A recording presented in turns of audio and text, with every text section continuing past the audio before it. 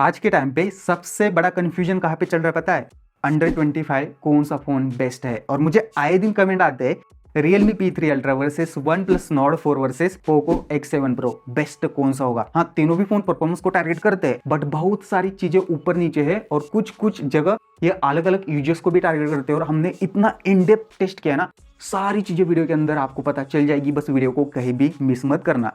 सबसे पहले जब प्राइस की बात आती है, तीनों का भी जो बेस वेरिएंट है या तीनों के भी जो स्टार्टिंग प्राइस है ना, ऑफर्स वगैरह लगा के 25,000 ही देखने मिलती है। बट बड़ी बात क्या है पता है? वन प्लस और पोको 256 GB प्रोवाइड करते हैं, जबकि रियलमी 128 GB ही देता है। तो स्टार्टिंग पे ही पोको और वन प्लस के साथ एक्स्ट्रा स्टोरेज का बेनिफिट चला जाता है। ओके, महंगी फीलिंग किसके साथ है और दिखने में आउटडोर प्रेजेंस किस फोन की बेटर देखने मिलती है? तो रियलमी और पोको के अंदर जो बैक है, साइड फ्रेम है, ये प्लास्टिक की देखने मिलती है, जबकि वन प्लस के अंदर बैक साइड फ्रेम ये हमें मेटल का देखने को मिलता है। और डेफिनेटली यहाँ पे वन प्लस प्रीमियम फील देता है, क्योंकि मेटल का हाई है, बट इसका कैमरा स्ट्रिप देख सकते हो, ये हॉरिजॉन्टल देखने को मिलता है और कहीं ना कहीं गूगल फोन जैसा ये वाइब देता है विदाउट केस वगैरह आप यूज करोगे। बट हाँ, फोन ज्यादा ही स्लाइड होता है विदाउट केस, ये चीज आपको ध्यान में रखनी चाहिए। रही बात यहाँ पे रियलमी और पोको की, बैक इनके प्लास्टिक है ठीक है, बट इनके ऊपर भी फिंगर के वगैरह ज्यादा निशान नहीं आते। और यहाँ पे ना रियलमी ने थोड़े से ना डिजाइन अलग करने की कोशिश की है, आधा चांद देखने को मिलता है, यूवी लाइट इसके ऊपर आती है तो ये कलर को चेंज भी कर सकता है। तो हाँ, रियलमी के भी डिजाइन मुझे पसंद आए। और जो पोको का है ना, इस वेरिएंट के साथ मत जाना, पोको का जो लेदर वाला वेरिएंट है ना, वो ज्यादा प्रीमियम फील देता है। वैसे ये भी ड्यूअल टोन डिजाइन के साथ यहाँ पे देखने को मिल जाता है। रही बात यहाँ पे वेट की, पोको 195 ग्राम के आसपास है, तो जबकि रियलमी 183 ग्राम के आसपास देखने मिलता है। और जो वन प्लस है ना, ये आपको लगभग 200 ग्राम के आसपास देखने मिलता है। रियलमी का वेट मुझे सबसे बढ़िया लगा और मुझे लाइट वेट फोन ज्यादा पसंद आते हैं। और रियलमी और पोको को मुझे फिर से अप्रिशिएट करना पड़ेगा, किसलिए पता है? IP rating. इन दोनों फोन के अंदर IP68 69 की वाटर रेजिस्टेंट का सपोर्ट देखने को मिलता है। पानी के अंदर इन फोनों को आप इजीली यूज कर सकते हो। जबकि जो वन प्लस है ना, ये इसके साथ थोड़ी कमजोर IP रेटिंग देखने को मिलती है। IP65 बेटर हो सकती थी यहाँ पे, बट पानी के बूंदे वगैरह झेल जाएगा, पानी के अंदर डुबाना मत। वैसे कितनी भी स्ट्रॉन्ग IP रेटिंग हो ना, जानबूझ के फोनों को पानी के अंदर डुबाना नहीं चाहिए, क्योंकि कोई भी कंपनी लिक्विड डैमेज के ऊपर कोई भी वारंटी नहीं देती, ये आपको पता होना चाहिए। फ्रंट साइड डिजाइन की यहाँ पे बात करें, तीनों के बेजल्स देख लेना, टॉप वाले, साइड वाले, बॉटम वाले, यहाँ पे डेफिनेटली रियलमी और वन प्लस के कम देखने मिलते हैं as compare to Poco. But Realme के जो बेजल्स है ना, सिमेट्रिकल देखने मिलते हैं और इसका क्वाड कर्व डिस्प्ले होने की वजह से ये फोन ज्यादा प्रीमियम फील होता है सामने के साइड से। वैसे पोको और वन प्लस के अंदर फ्लैट डिस्प्ले देखने मिलते हैं। डिस्प्ले से मुझे एक चीज याद आई, यहाँ पे भी कुछ ऐसे पॉइंट्स है ना, ये आपको डेफिनेटली पता होनी चाहिए। देखो, तीनों के अंदर ना 1.5K का रिजोल्यूशन देखने मिलता है, तीनों के अंदर एमोलेड डिस्प्ले है, तीनों के भी साइजेस थोड़े से डिफरेंट देखने मिलते हैं। बट पहला डिफरेंस यहाँ पे HBM ब्राइटनेस के साथ आता है।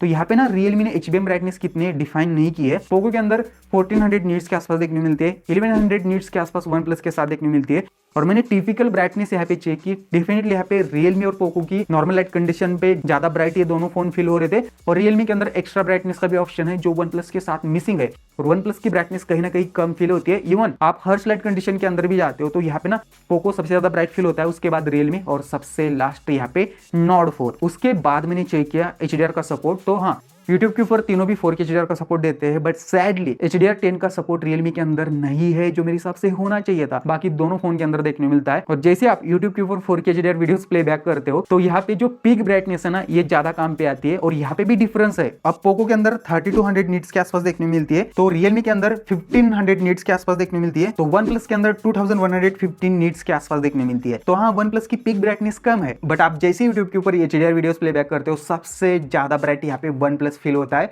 उसके बाद पोको और उसके बाद रियलमी। पता नहीं ये क्या बग है, जिसकी कम पीक ब्राइटनेस है वो ज्यादा HDR के अंदर ब्राइट फील हो रहा है। तो इन दोनों फोन के अंदर जो पीक ब्राइटनेस का इश्यू है ना, पोको और रियलमी, इनको फिक्स करना चाहिए। वैसे वीडियो क्वालिटी के अंदर तीनों के अंदर इतना बड़ा डिफरेंस नहीं है, तीनों की भी वीडियो क्वालिटी ठीक ठाक लेवल की देखने मिलती है। डीप ब्लैक वगैरह तीनों के अंदर देखने मिल जाएंगे, कलर्स वगैरह उभर के तीनों के अंदर देखने मिलते हैं। तीनों के भी डिस्प्ले सुंदर है, बट ब्राइटनेस में यहाँ पे डिफरेंस देखने मिलता है। रही बात फिंगरप्रिंट स्पीड की, तीनों के भी फिंगरप्रिंट मैंने यहाँ पे चेक किए, डिस्प्ले वाले देखने मिलते हैं। तीनों का भी जो स्पीड है ना, ऑलमोस्ट सिमिलर, एक से दूसरा, दूसरे से तीसरा, तीसरे से पहला मैंने कंपेयर करके देखा, स्पीड में कोई डिफरेंस नहीं है। हैप्टिक्स में डिफरेंस है कि नहीं? ना, तीनों के अंदर टक टक वाले हैप्टिक्स देखने मिलते हैं। तीनों के भी हैप्टिक्स सिस्टम के साथ ज्यादा इंटीग्रेटेड है, ये मुझे बहुत ही अच्छा लगा। और ऐसा ही हैप्टिक्स का इंटीग्रेशन सारी UI के साथ होना चाहिए। तीनों भी सॉफ्टवेयर के लिए मैं हैप्टिक्स के लिए अप्रिशिएट करूंगा। बट क्या चीजें अप्रिशिएट करने लेवल है?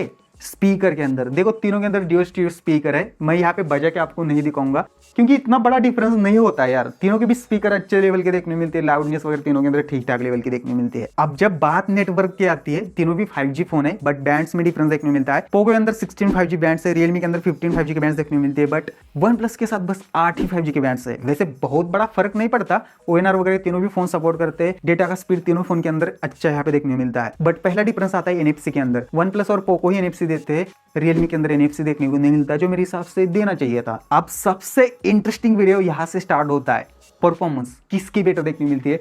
हमने रॉ परफॉर्मेंस को भी इसके अंदर टेस्ट किया है। देखो, पोको के अंदर डायमेंसिटी 8400 देखने को मिलता है, तो रियलमी के अंदर 8350 का प्रोसेसर है, तो यहाँ पे वन प्लस के अंदर स्नैपड्रैगन 7 प्लस Gen 3 का प्रोसेसर देखने को मिलता है। और जब आप AnTuTu देखते हो, पोको के AnTuTu लगभग यहाँ पे 16 लाख के अराउंड चले जाते हैं। उसके बाद P3 अल्ट्रा लगभग 14 लाख के अराउंड और वन प्लस लगभग 12 लाख के आसपास ये रहता है। और जब आप इनके अंदर Geekbench को रन करते हो, सिंगल स्कोर मल्टी स्कोर सबसे ज्यादा यहाँ पे पोको का निकल के आता है, उसके बाद वन प्लस का और सबसे लास्ट P3 अल्ट्रा का। तो हाँ, डेफिनेटली जो रॉ परफॉर्मेंस है ना, एज पर परफॉर्मेंस स्कोर यहाँ पे पोको की ज्यादा देखने मिलती है। बट क्या डेली यूजेस में ये फील होती है, चलो मैं आपको बताऊंगा। बट उसके पहले UFS स्टोरेज की बात करें, पोको के अंदर UFS 4.0 देखने मिलता है, रियलमी के अंदर 3.1 है, तो नॉट 4 के अंदर 128GB के साथ 3.1 है, बट हायर वेरिएंट जो अभी मिल रहा है उसके साथ 4.0 देखने मिलता है। रीड रेट स्पीड के अंदर भी पोको डेफिनेटली यहाँ पे ज्यादा स्कोर करता है। उसके बाद P3 अल्ट्रा और सबसे लास्ट नॉट 4। क्यों नॉट 4 के कम आ रहे मुझे नहीं आइडिया, बट इनकी रॉ परफॉर्मेंस टेस्ट करने के लिए मैंने वीडियो रेंडरिंग टेस्ट किया और यहाँ पे रिजल्ट्स बहुत ज्यादा शॉकिंग थे।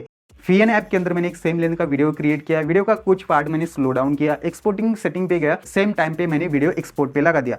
तो सबसे पहले जो वीडियो एक्सपोर्ट किया था पोको ने 2 मिनट 4 सेकंड के बाद, उसके बाद P3 अल्ट्रा ने 2 मिनट 43 सेकंड के बाद, और सबसे लास्ट यहाँ पे नॉट 4 लगभग 3 मिनट्स लगाए। तो हाँ, वीडियो एडिटिंग वगैरह करोगे तो ज्यादा रॉ परफॉर्मेंस आपको चाहिए बेस्ट लेवल की, तो यहाँ पे पोको X7 Pro ही आपको दे पाएगा। अच्छा, इसके बाद गेमिंग भी बहुत ज्यादा इंपॉर्टेंट होती है और यहाँ पे बहुत सारी चीजें ऊपर नीचे है, और स्पेशली इंडिया में गेमिंग के अंदर BGMI को ही ज्यादा प्ले किया जाता है। तो जितना मैंने यहाँ पे BGMI के अंदर देखा, तीनों के अंदर स्मूथलेस 60 मतलब 60 FPS का सपोर्ट है, बट नॉट 4 और P3 अल्ट्रा स्मूथलेस 16 प्लस मतलब 90 FPS का सपोर्ट देते हैं, जो अभी तक पोको X7 Pro के अंदर नहीं आया है। और पोको X7 Pro लगभग 60 FPS में 55 to 60 FPS के बीच में रहता है, बट 90 FPS में यहाँ पे P3 अल्ट्रा वर्सेस नॉट 4 करते हो तो नॉट 4 ज्यादा स्टेबल है as compare to P3 ultra. और नॉट 4 के अंदर लगभग आपको 84-83 FPS के आसपास एवरेज FPS देखने मिलते हैं, जबकि P3 अल्ट्रा के अंदर भी आपको 80 से 85 FPS के बीच में FPS देखने मिल जाएंगे। बट इन दोनों में से भी नॉट 4 ज्यादा स्टेबल है गेमिंग के लिए।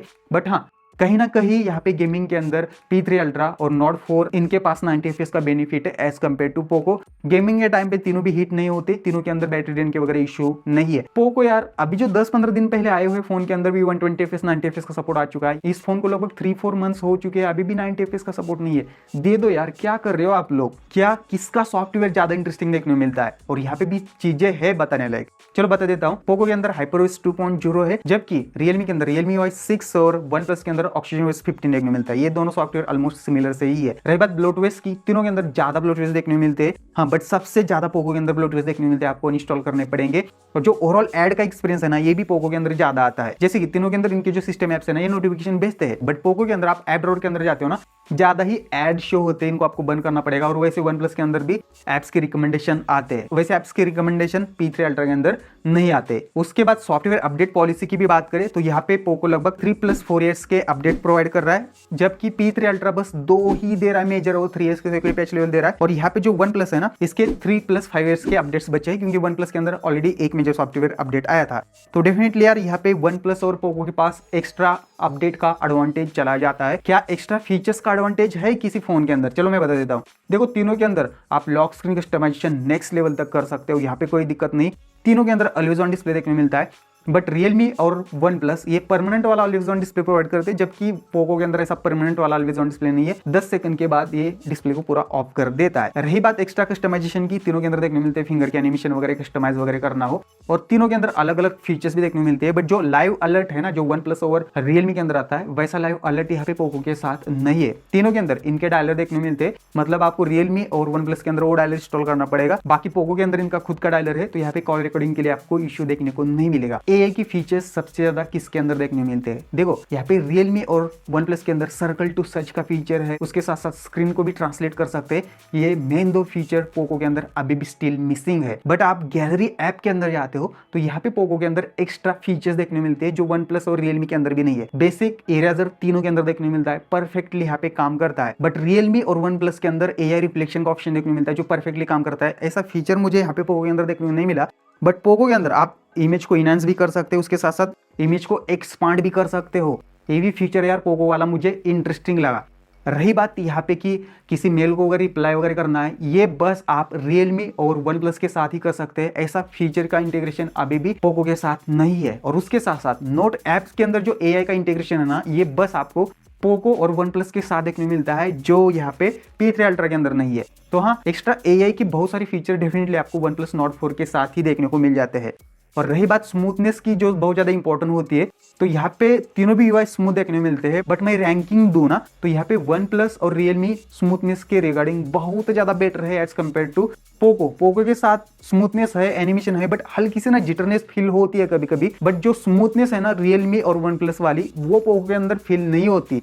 ये मेरा पर्सनल एक्सपीरियंस है। और ऐसी सारी चीजें हैं सॉफ्टवेयर के रिगार्डिंग। बैटरी के रिगार्डिंग कैसी चीजें देखने मिलती है? देखो यार, तीनों के अंदर एमएच कैपेसिटी तगड़ी देखने मिलती है। पोको के अंदर 6550 एमएच है, तो यहाँ पे P3 अल्ट्रा के अंदर 6000 एमएच है, तो वन प्लस के अंदर 5500 एमएच देखने मिलती है। और डेफिनेटली पोको का यहाँ पे कंबाइन बैटरी लाइफ देख सकते हो आप, 2 दिनों का कंबाइन करके आपको 8 घंटे के ऊपर देखने मिल जाता है। जबकि रियलमी 7 से लेके 10 घंटे के आसपास देगा। और यहाँ पे जो नॉड है ना, ये लगभग आपको 6.5 से लेके 8.5 घंटे के बीच में ऑन स्क्रीन देगा। तो हाँ, पोको और रियलमी यहाँ पे आपको डेफिनेटली बेटर ऑन स्क्रीन दे पाएंगे as compare to OnePlus. But OnePlus के अंदर फास्ट चार्जिंग का सपोर्ट देखने मिलता है। 100 वैट की फास्ट चार्जिंग है, 30 मिनट्स के अंदर फोन फुल चार्ज तक अटक। जबकि यहाँ पे 80 वैट रियलमी के साथ चार्ज जाता है, जो लगभग फोन को 50 से 55 मिनट लगाता है चार्ज होने में। और यहाँ पे सेम 90 वैट का चार्जर पोको के साथ देखने मिलता है, ये भी 1 घंटे के आसपास टाइम लगाता है। और बैटरी लाइफ के बाद कैमरा किसका बेटर देखने मिलता है, सारी कैमरा स्पेक्स यहाँ पे आप देख लेना। सारी चीजें मैं मॉनिटर के ऊपर एक्सप्लेन करता हूँ। बाहर हवा थोड़ी तेज चल रही थी, सब्जेक्ट थोड़ा मूव हो रहा था, तो ब्लरी फोटोज आई है।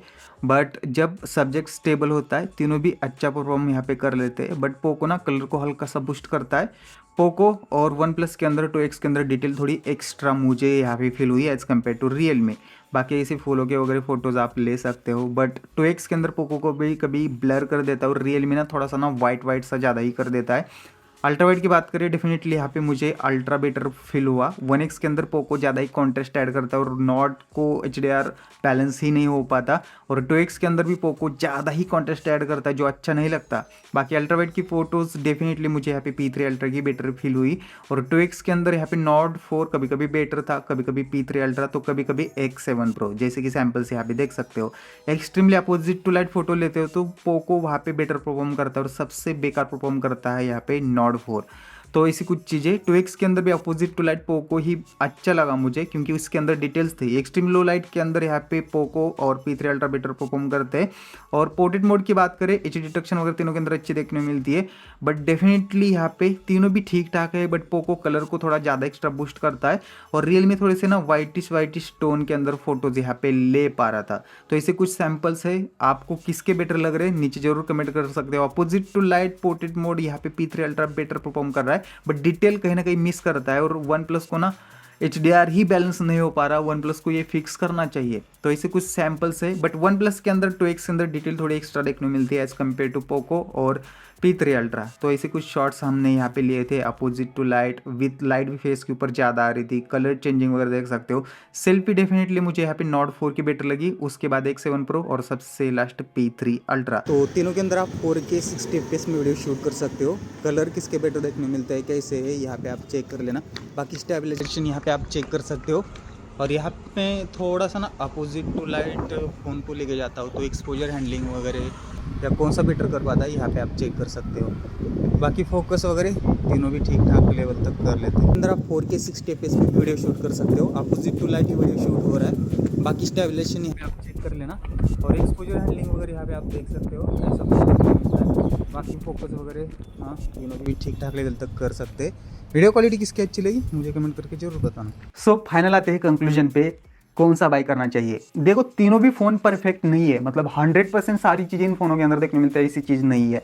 कुछ चीजें इस फोन के अंदर अच्छी है, कुछ चीजें उस फोन के अंदर अच्छी है। और यहाँ पे मैं पोको की बात करूँ इसके अंदर आपको एक्स्ट्रा पावर देखने मिलती है एज कम्पेयर टू ये दोनों फोन, और वो पावर ना आप वीडियो एडिटिंग के लिए यूज कर सकते हो, जहां पे आपको बेटर रेंडरिंग स्पीड मिलेगा। उसके साथ साथ डेली परफॉर्मेंस इसकी है ही अच्छी, बैटरी लाइफ भी तगड़ी देखने मिलती है, डिस्प्ले भी ब्राइट फील होता है, अच्छा डिस्प्ले यूज किया है, और IP68-69 की भी ऑटो रजिस्टर का सपोर्ट देखने मिलता है। बाकी यहाँ ड्यूल स्टीरियो स्पीकर का भी सपोर्ट है, तो तगड़ा फोन है। बस दो डिसएडवांटेज यहाँ पे देखने मिलते हैं। सबसे पहले 60 FPS की BGMI, इस प्राइस रेंज में 90 FPS ये दो फोन प्रोवाइड करते हैं, और उसके साथ साथ कैमरा परफॉर्मेंस बहुत ज्यादा इनकंसिस्टेंट देखने में मिलता है। अब आपको पता चल गया होगा कि आपको बस रॉ परफॉर्मेंस एक्स्ट्रा चाहिए वीडियो एडिटिंग के लिए वगैरह, तभी इसके साथ आप जा सकते हो। अब रही बात रियलमी की, जिनको क्वाड कर्व डिस्प्ले मैटर करता है, जिनको एक सिमेट्रिकल बेजल्स कम बेजल्स वाला फोन चाहिए, उसके साथ साथ डिस्प्ले है ही अच्छा, बट जो डेली परफॉर्मेंस है वो भी अच्छी चाहिए। रियलमी Y6 एनिमेशन फीचर्स वगैरह बहुत ज्यादा अच्छा प्रोवाइड करता है। हाँ, 90 FPS की BGMI भी मस्त इसके साथ कर सकते हो, बैटरी लाइफ भी अच्छी देखने मिलती है।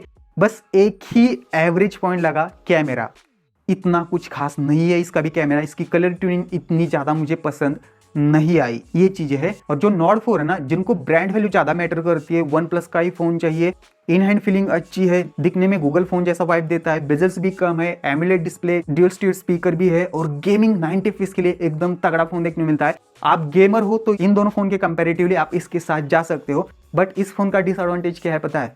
IP रेटिंग और कैमरा भी इतना ज्यादा इसका स्ट्रॉन्ग देखने को नहीं मिलता। तो तीनों भी फोन इतने ज्यादा कैमरा को टारगेट नहीं करते, तीनों भी फोन परफॉर्मेंस को टारगेट करते हैं। रॉ परफॉर्मेंस चाहिए तो पोको को आप देख सकते हो, और आपको एक गेमिंग के लिए फोन चाहिए तो आप वन प्लस को देख सकते हो, और इन दोनों के बीच में आपको एक बैलेंस फोन चाहिए तो आप रियलमी को देख सकते हो। और आई होप सो सारी चीजें वीडियो के अंदर आपको पता चल गई होगी। आपका कोई भी फीडबैक हो, सजेशन हो, नीचे आप जरूर कमेंट कर सकते हो, और सब्सक्राइब करना मत भूलना। आप जब तक सब्सक्राइब नहीं करोगे तो यार हमारा मोटिवेशन नहीं बढ़ेगा, तो फटाफट सब्सक्राइब कर लेना। बाकी मिलते हैं नेक्स्ट वीडियो में। जय हिंद दोस्तों।